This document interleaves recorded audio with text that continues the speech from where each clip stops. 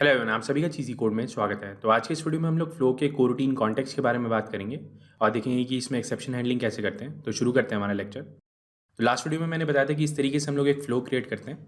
तो after every 1 second ये हमारे को एक नंबर एमिट करेगा और इस तरीके से हम लोग उसको कलेक्ट करते हैं। यहाँ पे ये जो मैंने कोरूटीन लॉन्च किया है ये मैंने मेन थ्रेड पे लॉन्च किया है। तो देखते हैं ये प्रोड्यूसर वाला जो कोड है हमारा, जिसमें हमारे पास एक डिले भी है और यहीं से हम लोग एमिट करें तो ये कौन से थ्रेड पे एग्जीक्यूट होगा। तो यहाँ पे इन दोनों लॉग स्टेटमेंट्स के अंदर मैंने थ्रेड भी प्रिंट कराया। तो इसको रन करते हैं, देखते हैं क्या आउटपुट आता है। तो यहाँ पे आप आउटपुट देख सकते हैं, ये जो हमारा एमिटर वाला कोड है वो भी हमारा मेन थ्रेड पे एग्जीक्यूट हो रहा है और ये जो हमारा कलेक्टर वाला कोड है वो भी हमारा मेन थ्रेड पे एग्जीक्यूट हो रहा है। तो इस तरीके से जितने भी आइटम्स हैं हमारे वो दोनों मेन थ्रेड पे ही एग्जीक्यूट हो रहे हैं। तो बेसिकली यहाँ पे हो क्या रहा है, क्योंकि ये कोरूटीन जो था मैंने अपने मेन डिस्पैचर पे एग्जीक्यूट करवाया, मतलब अपने मेन थ्रेड पे एग्जीक्यूट कराया। तो ये जो हमारा कलेक्ट वाला कोड है वो तो हमारे को एक्सपेक्टेड था कि मेन थ्रेड पे एग्जीक्यूट होगा, बट ये जो हमारा प्रोड्यूसर वाला कोड है वो भी हमारा मेन थ्रेड पे एग्जीक्यूट हो रहा है। मतलब इन दोनों का जो कोरूटीन कॉन्टेक्स्ट है वो सेम है। जिस भी कोरूटीन कॉन्टेक्स्ट पे आप ये कलेक्ट मेथड कॉल करोगे उसी कोरूटीन कॉन्टेक्स्ट पे आपका ये प्रोड्यूसर वाला फंक्शन कॉल होगा। मतलब जो आपकी आइटम्स प्रोड्यूस होंगी वो उसी कॉन्टेक्स्ट पे एग्जीक्यूट होंगी जिस कॉन्टेक्स्ट पे आपने ये कलेक्ट मेथड कॉल किया है। बट अब सपोज मेरी रिक्वायरमेंट ये है कि इसको मैं कलेक्ट तो अपने मेन थ्रेड पे ही करना चाहता हूँ, जो भी मेरी आइटम्स मेरे पास एमिट होकर आ रही हैं उनको मैं कलेक्ट तो अपने मेन थ्रेड पे ही करना चाहता हूँ, बट मैं चाहता हूँ कि जो ये प्रोड्यूस हो रही है वो मेन थ्रेड पे एग्जीक्यूट ना हो। मतलब ये जितना भी कोड है हमारा ये मेन थ्रेड पे एग्जीक्यूट ना हो, ये किसी और डिस्पैचर पे एग्जीक्यूट हो। तो अगर इसका एक रियल सिनेरियो बताऊँ तो सपोज ये वाला जो फ्लो है मेरा, ये पहले नेटवर्क कॉल रेज करता और वहाँ से जो डेटा आता उसको एमिट कर रहा होता। तो इस केस में जो हमारा कोड एग्जीक्यूट हो रहा होता वो हमारे मेन थ्रेड पे ही हो रहा होता। बट एंड्रॉइड के केस में जो हमारा मेन थ्रेड है उस पर नेटवर्क कॉल्स जो है वो रिकमेंडेड नहीं है। मतलब आपको मेन थ्रेड को बचा के रखना है सिर्फ यूआई वाले काम के लिए। मतलब उसको सिर्फ यूआई वाले पोर्शन के लिए हमें यूज़ करना होता है। जितनी भी हमारी नेटवर्क कॉल्स होती हैं उसको हम लोग बैकग्राउंड थ्रेड पे एग्जीक्यूट करते हैं। तो वही चीज़ हमें चाहिए यहाँ पे कि हम लोग इसको कलेक्ट तो मेन थ्रेड पे कर पाए, बट ये जो हमारा कोड एग्जीक्यूट हो रहा है प्रोड्यूस करने वाला, ये हमारा दूसरे थ्रेड पे एग्जीक्यूट हो। तो कॉन्टेक्स्ट चेंज करने के लिए कोरूटीन्स लाइब्रेरी में हमारे पास एक मेथड होता है विद कॉन्टेक्स्ट के नाम से। तो देखते हैं इसको यूज़ कर पाएंगे कि नहीं। तो यहाँ पे मैं अपना डिस्पैचेस पास कर देता हूँ, dispatches.io, और यहाँ पे अपना ये लैम्डा पास कर देते हैं कि इसको आईओ थ्रेड पे एग्जीक्यूट करना है हमें। तो बेसिकली हम लोग यहाँ पे क्या कह रहे हैं इसे कि भैया ये वाला जो कोड है मेरा ये हमारा आईओ थ्रेड पे एग्जीक्यूट करना, क्योंकि यहाँ पे हमने कॉन्टेक्स्ट जो है वो dispatches.io का यूज़ किया है। और यहाँ पे हम लोग इससे ये कह रहे हैं कि भैया ये जो हमारा कलेक्ट फंक्शन है ये हमारा मेन थ्रेड पे एग्जीक्यूट होगा। तो देखते हैं इसको रन करके ये एग्जीक्यूट होता है कि नहीं। तो यहाँ पे आप आउटपुट देख सकते हैं, एरर आ चुका है। तो अगर मैं यहाँ पे एरर ओपन करता हूँ इसके, तो यहाँ पे आप देख सकते हैं हमारे पास एक एक्सेप्शन आ चुकी है कि जो हमारा फ्लो है वो कलेक्ट जो कर रहा है वो तो मेन थ्रेड पे कर रहा है और जो हम लोग एमिशन कर रहे हैं वो हम लोग आईओ थ्रेड पे कर रहे हैं। और यहाँ पे वो मुझे सजेस्ट भी कर रहा है कि मुझे यहाँ पे फ्लो ऑन का यूज़ करना चाहिए। तो इस एरर का मतलब क्या है, तो फ्लोज जो होते हैं वो अपने कोरूटीन कॉन्टेक्स्ट को प्रिजर्व करके रखते हैं। वो अज्यूम कर रहे होते हैं कि जिस कॉन्टेक्स्ट पे आपने उसको कलेक्ट किया है उसी कॉन्टेक्स्ट पे आप उसको एमिट भी कर रहे होगे। बट अगर आप चाहते हो कि आप उसका कॉन्टेक्स्ट स्विच कर पाओ, मतलब आप कलेक्ट किसी और कॉन्टेक्स्ट में करना चाहते हो और एमिट किसी और कॉन्टेक्स्ट में करना चाहते हो, तो उस केस में आपको फ्लो को एक्सप्लिसिटली बताना पड़ेगा। मतलब यहाँ पे आपको खुद से बताना पड़ेगा फ्लो को कि भैया मैं इतना पोर्शन जो है वो तो मैं इस वाले कॉन्टेक्स्ट के अंदर एग्जीक्यूट करना चाहता हूँ और इतना पोर्शन जो है मैं किसी और कॉन्टेक्स्ट के अंदर एग्जीक्यूट करना चाहता हूँ। तो उसी के लिए हम लोग इस फ्लो ऑन ऑपरेटर का यूज़ करते हैं। तो दोबारा से बात रिपीट करता हूँ, ये वाली फ्लो के केस में जो कॉन्टेक्स्ट होता है उसको वो प्रिजर्व करके रखता है। वो अज्यूम कर रहा होता है कि भैया जिस पे आप कलेक्ट कर रहे हो, मतलब जिस कॉन्टेक्स्ट पे आप कलेक्ट कर रहे हो उसी पे आप उसको एमिट भी कर रहे होगे। बट अगर आप चाहते हो उसको चेंज करना, मतलब आप चाहते हो कि आप कलेक्ट किसी और कॉन्टेक्स्ट पे करो और एमिट किसी और कॉन्टेक्स्ट पे करो, तो वहाँ पे आपको फ्लो को खुद से बताना पड़ेगा। यहाँ पे अभी हमने क्या किया है, फ्लो को नहीं बताया, खुद से उसका लॉजिक लिख दिया है। मतलब यहाँ पे हमने खुद से विद कॉन्टेक्स्ट का यूज़ कर लिया, मतलब खुद से कोड लिख के उसको स्विच कर दिया है। यहाँ पे हमने फ्लो ऑब्जेक्ट को नहीं बताया कि हम लोग तेरा कॉन्टेक्स्ट चेंज करना चाहते हैं, तो इसलिए हमें यहाँ पे एरर आ गई। तो फ्लो को बताने के लिए कि उसका हम लोग कॉन्टेक्स्ट स्विच करना चाहते हैं, तो उसी के लिए हमारे पास ये एक फंक्शन है फ्लो ऑन का, तो इसका हम लोग यूज़ करते हैं। तो आई होप आपको ये क्लियर हो रहा होगा। तो इसको लगा के देखते हैं, ज़्यादा क्लियर हो जाएगा। तो इस विद कॉन्टेक्स्ट को यहाँ से रिमूव कर देते हैं और यहाँ पे देखते हैं फ्लो ऑन कैसे यूज़ करेंगे। तो कलेक्ट करने से पहले यहाँ पे हमारे पास एक मेथड है फ्लो ऑन के नाम से। तो यहाँ पे हम लोग अपना डिस्पैचर पास कर सकते हैं। तो यहाँ पे मैं पास करता हूँ dispatches.io। तो बेसिकली होगा क्या, आपका जो इतना पोर्शन है, मतलब फ्लो का जो इतना पोर्शन है आपका, वो आपका dispatches.io पे एग्जीक्यूट होगा और ये जो आपका कलेक्ट फंक्शन है वो एग्जीक्यूट होगा आपके मेन थ्रेड पे। तो इस तरीके से हमारा ये फ्लो ऑन फंक्शन काम करता है। तो इसके ऊपर के जितने भी आपके ऑपरेटर्स होंगे वो तो आपके इस dispatches.io पे एग्जीक्यूट होंगे, और फ्लो ऑन के नीचे जितना भी पोर्शन होगा वो आपके इस मेन कॉन्टेक्स्ट पे एग्जीक्यूट होगा। क्योंकि यहाँ पे हमने मेन पास किया है इसलिए ये वाला जो पोर्शन है हमारा वो मेन थ्रेड पे एग्जीक्यूट होगा। यहाँ पे अगर कोई और कॉन्टेक्स्ट होता तो वो उस पर एग्जीक्यूट करता। तो आई होप आपको ये सेंस बना रहा होगा। तो इसको रन करके देखते हैं क्या बिहेवियर है इस बारी। तो यहाँ पे आप आउटपुट देख सकते हैं, ये जो हमारा एमिटर थ्रेड है वो तो हमारा किसी और कॉन्टेक्स्ट पे एग्जीक्यूट हो रहा है, बट ये जो हमारा कलेक्टर थ्रेड है वो हमारा मेन थ्रेड पे एग्जीक्यूट हो रहा है।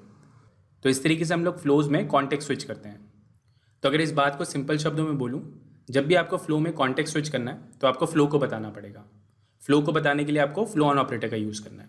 तो फ्लो ऑन से जितना भी ऊपर वाला पोर्शन होगा आपका वो आपका उसी कॉन्टेक्स्ट के अंदर एग्जीक्यूट होगा जो आपने फ्लो ऑन के अंदर पास किया। तो इसमें कुछ और चेंजेस करते हैं, थोड़ा सा ज़्यादा क्लियर हो जाएगा। तो सपोज प्रोड्यूस करने के बाद यहाँ पे मैं मैप भी करना चाहता हूँ उसको, और अभी के लिए मान लेते हैं कि यहाँ पे मैंने एक डिले भी ऐड कर देता हूँ कि इसको मैप करने में मुझे 1000 मिलीसेकंड्स लगेंगे। और यहाँ पे हम लोग सिंपली 8x2 कर देते हैं कि हमारा इस तरीके से ये मैप हो रहा है। और यहाँ पे भी मैं एक लॉग स्टेटमेंट लगा देता हूँ कि इसके अंदर हमारे पास कौन सा थ्रेड है, और इसको यहाँ पे चेंज करके मैप कर देते हैं। सिमिलरली यहाँ पे एक फ़िल्टर ऑपरेटर का भी यूज़ कर लेते हैं, इसके अंदर भी एक डिले ऐड कर देते हैं। इसको फिल्टर करने में भी थोड़ा सा टाइम लग रहा है, तो यहाँ पे 500 मिलीसेकंड्स पास कर देते हैं, और सिंपली यहाँ पे रिटर्न कर देते हैं 8 लेस देन 8। यहाँ पे भी एक लॉग स्टेटमेंट ऐड कर देते हैं और यहाँ पे लिख देते हैं फिल्टर थ्रेड। तो इस तरीके से यहाँ पे मैंने ये दो ऑपरेटर ऐड कर दिए हैं। तो बेसिकली यहाँ पे होगा क्या, क्योंकि यहाँ पे मैंने फ्लो ऑन का यूज़ किया हुआ है और यहाँ पे dispatches.io पास किया हुआ है, तो आपका ये जितना भी पोर्शन है ये आपका IO थ्रेड पे एग्जीक्यूट होगा। बट ये जो आपका कलेक्ट फंक्शन है वो अभी भी आपका मेन थ्रेड पे एग्जीक्यूट होगा। तो इसको रन करके देखते हैं। तो यहाँ पे आप आउटपुट देख सकते हैं, ये जो हमारा एमिटर थ्रेड है, मैप थ्रेड है और फिल्टर थ्रेड है, ये आपका एक को रूटीन कॉन्टेक्स्ट के अंदर एग्जीक्यूट हुआ है। बट ये जो आपका कलेक्टर थ्रेड है वो आपका मेन थ्रेड पे एग्जीक्यूट हुआ है। मतलब ये तीनों स्टेटमेंट्स जो है हमारी, क्योंकि हमारी फ्लो ऑन से ऊपर थी तो हमारी एक ही को रूटीन कॉन्टेक्स्ट के अंदर एग्जीक्यूट हुए हैं। बट ये जो आपका मेन वाला पोर्शन है, मतलब ये जो आपका कलेक्टर वाला पोर्शन है वो आपके मेन थ्रेड पे एग्जीक्यूट हुआ है। तो फ्लो ऑन से जितने भी ऊपर के ऑपरेशंस होंगे आपके, चाहे आपका एमिटर वाला कोड हो गया, चाहे आपका ये मैप फंक्शन हो गया, चाहे आपका ये फिल्टर फंक्शन हो गया, क्योंकि यहाँ पे आपने फ्लो ऑन डिफाइन कर दिया और उसमें आपने ये IO डिस्पैचर पास किया, तो ये वाला जो पोर्शन है आपका, ये आपका IO थ्रेड पे एग्जीक्यूट होगा। बट ये वाला जो पोर्शन है हमारा, ये हमारा मेन थ्रेड पे एग्जीक्यूट होगा। तो आई होप आपको ये सेंस बना रहा होगा। तो यहाँ पे हम लोग मल्टीपल फ्लो ऑन का भी यूज़ कर सकते हैं। तो अगर मैं लिखता हूँ यहाँ पे फ्लो ऑन, तो अभी के लिए इसको यहाँ पे एग्जीक्यूट कराते हैं dispatches.io पे, और नीचे वाले को चेंज कर देते हैं, यहाँ पे इसको एग्जीक्यूट करते हैं मेन पे। तो यहाँ पे आप देखेंगे ये वाला जो पोर्शन है आपका, ये तो आपका dispatches.io पे ही एग्जीक्यूट होगा, और ये वाला जो पोर्शन है आपका, ये आपका एग्जीक्यूट होगा मेन थ्रेड पे। तो इसको रन करके दिखाता हूँ। तो यहाँ पे आप आउटपुट देख सकते हैं, हमारा जो एमिटर वाला कोड था और मैप वाला कोड है वो हमारा IO थ्रेड पे एग्जीक्यूट हुआ है। बट ये जो हमारा फिल्टर वाला थ्रेड है वो हमारा मेन थ्रेड पे एग्जीक्यूट हुआ है। सिमिलरली ये जो हमारा कलेक्टर वाला थ्रेड था वो भी मेन थ्रेड पे एग्जीक्यूट हुआ है, क्योंकि यहाँ पे फिल्टर के जस्ट बाद यहाँ पे हमने फ्लो ऑन डिफाइन किया है और हमने इसको बोला कि भैया मेन थ्रेड पे एग्जीक्यूट होना। तो ये वाला जो पोर्शन है हमारा, ये मेन थ्रेड पे एग्जीक्यूट हुआ। और इससे जस्ट पहले हमने डिफाइन किया था dispatches.io, तो ये वाला जो पोर्शन है हमारा, ये एग्जीक्यूट हुआ हमारे IO थ्रेड पे। तो आई होप आपको ये क्लियर हो रहा होगा। तो फ्लो ऑन जो है वो अपस्ट्रीम काम करता है, मतलब इसके ऊपर के जितने भी ऑपरेशंस होंगे वो इस वाले थ्रेड पे एग्जीक्यूट होंगे। सिमिलरली यहाँ पे भी यही हुआ कि इसके अपस्ट्रीम काम करेगा ये, तो इसके अपस्ट्रीम यहाँ तक गया वो, क्योंकि यहाँ पे ऑलरेडी एक फ्लो ऑन था, तो इतना पोर्शन जो है आपका वो मेन थ्रेड पे एग्जीक्यूट हुआ। तो इस तरीके से ये फ्लो ऑन ऑपरेटर काम करता है। कॉन्टेक्स्ट स्विचिंग करनी होगी जब भी हमें, तो हम लोग इस फ्लो ऑन का यूज़ करेंगे। तो आगे बढ़ते हैं और एक्सेप्शन हैंडलिंग के बारे में बात करते हैं। तो इस कोड को यहाँ से रिवर्ट कर देते हैं, और एक्सेप्शन हैंडलिंग के लिए हम लोग जनरली ट्राई कैच का ही यूज़ करते हैं। तो देखते हैं किस तरीके से हम लोग ट्राई कैच का यूज़ करेंगे। तो सिंपल कॉन्सेप्ट है, यहाँ पे एक्सेप्शन आने की दो जगह हैं। या तो हम लोग कलेक्ट करते समय हमारे पास कोई एरर आ सकती है, या हमारे पास प्रोड्यूस करते समय कोई एरर आ सकती है। मतलब या तो यहाँ पे एक्सेप्शन आ रही होगी या यहाँ पे एक्सेप्शन आ रही होगी। तो पहले यहाँ वाली एक्सेप्शन हैंडल करते हैं। तो एमिट करने के बाद सपोज यहाँ पे कोई एक्सेप्शन आ जाती है, तो इस तरीके से हम लोग यहाँ पे एक एक्सेप्शन थ्रो कर देते हैं, एरर इन एमिटर। और कलेक्ट करने से पहले यहाँ पे एक ट्राई कैच लगा लेते हैं। तो सिंपली इसकी मैसेज प्रॉपर्टी यहाँ पे लॉक करा लेते हैं। तो सिंपली यहाँ पे हम लोग इस तरीके से ट्राई कैच का यूज़ कर सकते हैं एक्सेप्शन हैंडल करने के लिए। तो जैसे हमारे इस प्रोड्यूसर के अंदर कोई एक्सेप्शन आएगी तो यहाँ पे हमारे पास वो लॉग हो जाएगी। तो इसको मैं रन करता हूँ। तो यहाँ पे आप आउटपुट देख सकते हैं, सबसे पहले हमारे पास ये वाली लॉग स्टेटमेंट आई है, उसके बाद हमने यहाँ से एमिट कर दिया। तो यहाँ से हमारे पास ये कलेक्टर थ्रेड वाला ऑप्शन आ गया।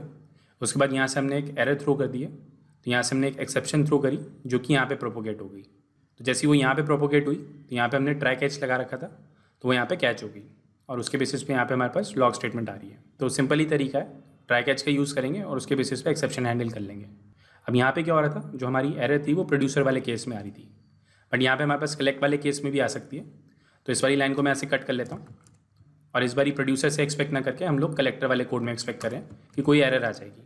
तो इसको यहाँ पे चेंज कर देते हैं और यहाँ पे लिखते हैं कलेक्टर। तो दोबारा से रन करते हैं इसको। तो यहाँ पे आप आउटपुट देख सकते हैं, सेम आउटपुट है। यहाँ पे इस बार जो हमारे पास एरर आई है वो एरर इन कलेक्टर है। तो यहाँ पे क्या हुआ कि एक ही ट्राई कैच से हमारे ये दोनों एरर्स रिजॉल्व हो रहे हैं, मतलब हमारे ये कलेक्टर वाले भी हैंडल हो जाएंगे और ये हमारे प्रोड्यूसर वाले भी। बट मुद्दा यहाँ पे आता है कि सपोज़ मुझे इस फ्लो के जो एरर्स हैं, मतलब इस फ्लो को प्रोड्यूस करने के जो एरर्स हैं उनको सेग्रीगेट करना है, मतलब यहाँ की जो एक्सेप्शन है उसको मुझे सेग्रीगेट करना है। तो उसके लिए मैं चाहता हूँ कि ये वाला ट्राई कैच एग्जीक्यूट ना हो, इसके जो एक्सेप्शन है मेरे वो यहीं पे हैंडल हो जाए। तो इसके लिए हमारे पास एक फंक्शन है कैच के नाम से, तो देखते हैं उसका कैसे यूज़ करेंगे। तो इस कोड को मैं ऐसे रिमूव कर देता हूँ। तो यहाँ पे हमारे पास एक मेथड है कैच के नाम से। तो जितनी भी हमारी ये प्रोड्यूसर वाली एक्सेप्शंस होंगी वो इस कैच के अंदर हैंडल हो जाएंगी। तो इस कैच के अंदर हमारे पास एक एडिशनल बेनिफिट है, यहाँ पे हमारी एक्सेप्शन तो लॉग होंगी, मतलब यहाँ पे हमारी एक्सेप्शन हैंडलिंग तो होगी, बट उसके साथ साथ अगर मुझे यहाँ पे कुछ फॉल बैक एलिमेंट्स पास करने हैं कि भैया अगर मेरी कोई एक्सेप्शन आ जाती है तो मैं कुछ और एमिट्स करना चाहता हूँ, मतलब कुछ फॉल बैक एलिमेंट्स हैं उनको मैं एमिट करना चाहता हूँ, तो इस कैच के अंदर हम लोग कर सकते हैं। तो अभी के लिए यहाँ पे चेंजेस करते हैं। तो सपोज़ अभी के लिए हमारे पास यहाँ पे कोई एक्सेप्शन आ जाती है तो यहाँ पे हम लोग उसको कैच कर पाएंगे। तो यहाँ पे अभी के लिए एक लॉग स्टेटमेंट ऐड कर देते हैं।